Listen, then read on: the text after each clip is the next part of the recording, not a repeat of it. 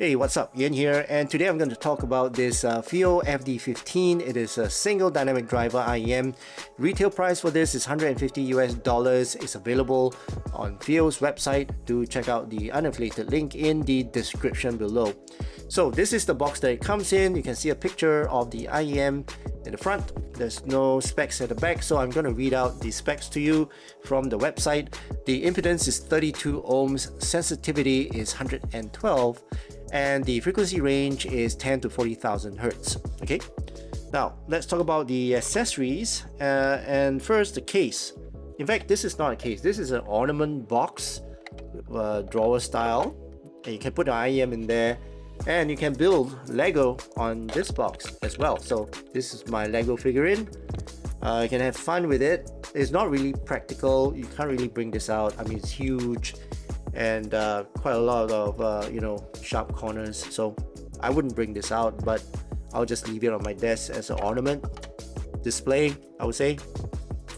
So that's for the carrying case, and then you get a cleaning brush, all right, to clean your nozzle, and then this MMCX tool for you to remove the IEM from the cable, and then you get this tuning nozzle. This nozzle will change the sound, which I'll explain later. And then this head. So this connector here is balance 4.4. On the cable itself is 3.5. So you can interchange the connectors depending on the source that you're using. Okay. Cable. So this is the cable, as I mentioned. This is the interchangeable connector. You can unscrew it. You can pull it out. I'm going to pull it out. Okay, and then change out to the 4.4 and then screw it back in. And that's how easy it is to change the connector. It's a 4-core braided cable, upgraded cable, and I would say it's a little bit on the grippy side, but I can feel that it's actually premium feeling. It's thick, right? The chin slider is pretty alright, a little bit on the tight side, so when it cinches the cable, it's actually pretty secure. Okay. And the ear hooks is quite soft, as you can see. It's not really very soft, but it's quite bouncy and not too stiff. Okay, and it's terminated with MMCX. That's why you need to have that tool to remove the IEM from the cable. Now let's talk about the IEM itself. Now this has got a 13.8 millimeter dynamic driver, magnesium dynamic driver on this. It's got this special patented kind of a vent on the faceplate, which boosts the bass. Okay, and the entire shell itself is made of 316 stainless steel metal. Wow, it is pretty hefty. Okay, and very solid. Feels very solid. And it comes in two colors, by the way. This is the mirror finish, and the other one is the black. All right, I would prefer this mirror finish. It looks very exquisite. It looks very high end. Looks like a sports car, the chrome finish kind of thing. Very, very high end finishing, and it's metal. Okay. Now, for the inner shell, you can see it looks like a barrel. Okay, so it's got like a barrel shape. At the same time, it's got this 90-degree kind of cut off in terms of the design. And then the nozzle is actually angled pretty nicely, right? And it can remove. You can remove the nozzle, and you can change out the nozzle to the other nozzle to change the sound, which I'll explain later. But yeah, it's actually a pretty minor, change. Okay, so that's for the shell itself. Now let's talk about fit and comfort. With this kind of design, okay, it doesn't really fit my ear, but it goes into my ear pretty well. But it does have this because it's quite big, right? This shell is quite, it's large, right? It's a large shell, so it pushes the back of my inner ear. So this part here, and because it's sharp corner, it does give me a little bit of fatigue when I'm wearing it. Okay, so yeah, so it's either you want the looks or the comfort. It depends. So it's either or. Okay, so it's not really comfortable, but in terms of seal, it gives me a very good seal. The angle of the nozzle is actually pretty good. It goes right into my ear, and gives me a very good seal. Okay, at the same time it's MMCX, so you can actually adjust the angle of it so that it goes right in. So that's for the fit and comfort. Now let's talk about technical performance of this. And overall, I would say $150 is all right in terms of resolution. All right, this is a pretty nice driver. It's a solid driver. It's not distorted. I don't hear much distortion from this, but it's not the cleanest sound. Right, it's not meant to be. All right, it's got a huge driver in here. It's dynamic driver. It's 13.8 millimeters dynamic driver, magnesium diaphragm on this. And to me, is that their target market is not about being resolute. Okay, soundstage wise as well, it's a very natural soundstage. It's not the most transparent. It's got good height. Separation is all right. In terms of the overall imaging, is natural sounding, not the widest soundstage as well. So again, this is not about the overall technical performance. It's about the dynamic driver and the overall woodiness of the sound, the delivery of the sound. Detail wise, I would say it's all right. The details does shine because this is not a very bassy IEM. So I would say this is a good point. It does have that details there, but it's a single dynamic driver. Okay, so that's for the technical performance. Now let's talk about the overall tone and timbre for this. This has got a very woody sound, a very woody, earthy, solid, firm, wholesome, mature type of sound. It's a bit warm. It's natural sounding. It's not too, in fact, it's not thin. It's not light. And overall, a very neutral sound. A very neutral sound.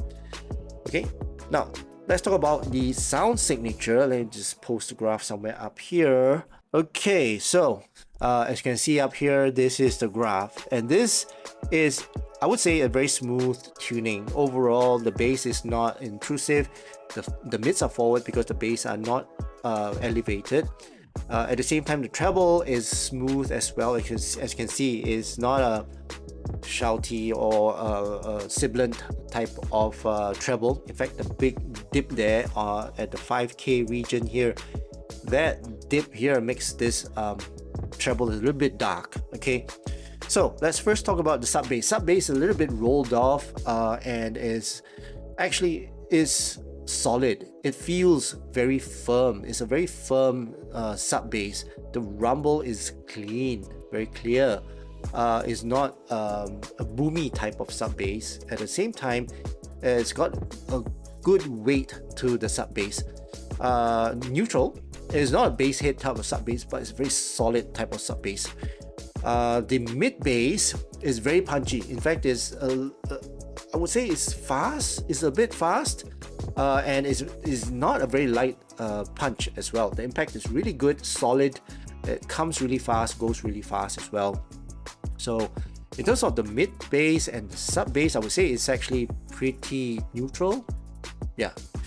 For the mids, it's a little bit recessed, but not by a lot. And overall, I would say instruments have that presence there. At the same time, the vocals as well, male vocals, female vocals, they do have that presence there, and they have that weight as well. I'm not too sure where the weight come from. Maybe it's because of the the faceplate, the patented bass boost, but it gives the male vocals, female vocals, instruments that weight to the presence of that, the frequency of the sound. So I feel that it's not a hollowish type of sound. It's very solid, it's firm, but it's not a cleanest and the most detailed. I would say it's all right. The cleanliness is there, it's forward, but it's not the most refined. Okay. Now the gain or the peanut gain to the treble, I would say it's a very smooth one. It's not shouty, it's not intense at all.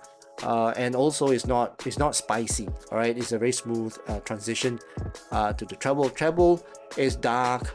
It actually takes out the sparkle from the track. Okay, so but it's not sibilant. You can listen to your tracks without any sharpness to the songs that you're listening to. So I would say treble is a very laid back and dark type of treble. And then the overall, and this is a very sharp U when it bounces back up in the air of the treble. So the treble sounds airy, right? It's got that airiness and that spaciousness to the treble, but it's a bit dark, okay?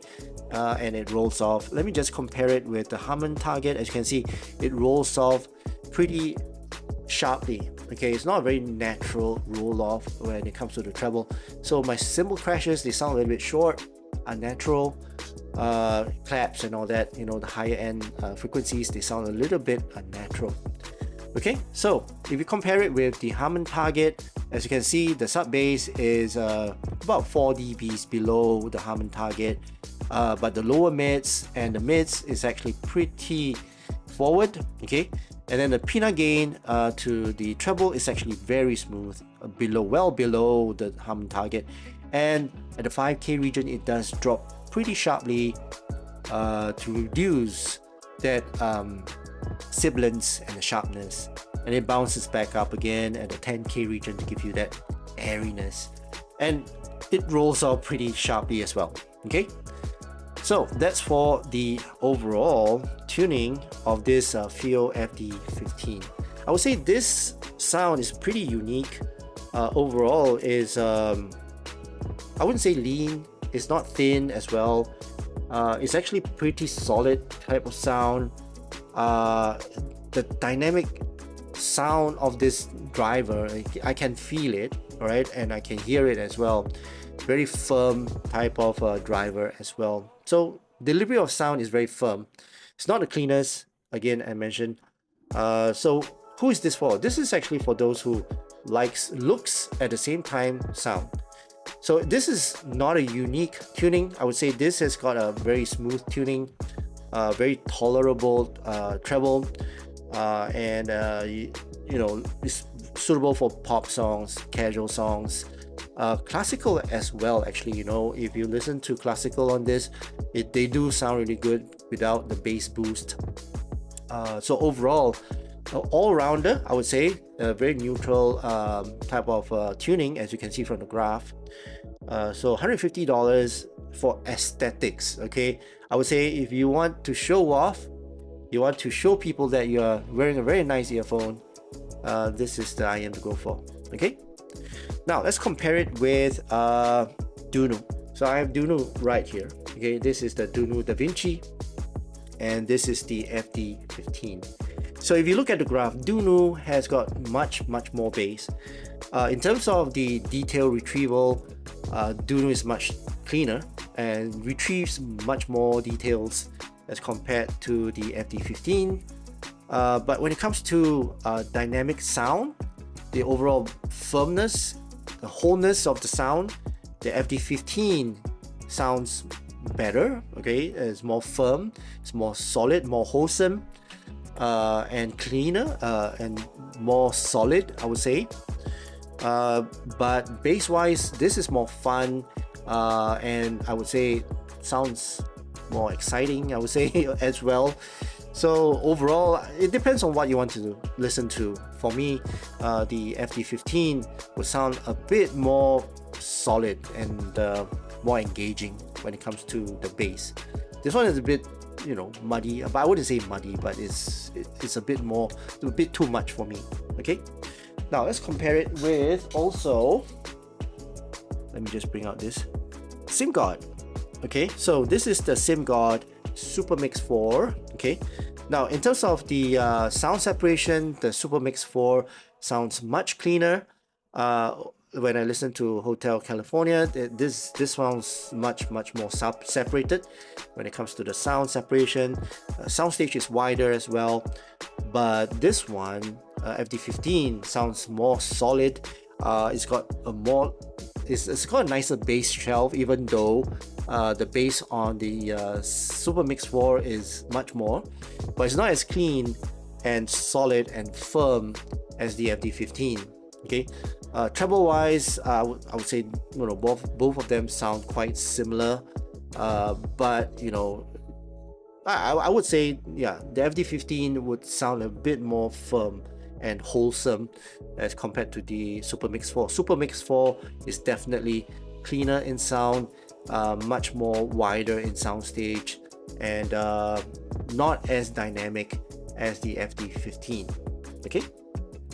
Alright, so I've compared it with two IEMs, and that also concludes my overall review of this FD15. Right? So that's it for now. I hope you guys enjoyed watching this video, and if you did, please give this video a thumbs up, and also please don't forget to subscribe to my channel. I hope you guys have a great day ahead, and I'll see you again in my next video. Cheers.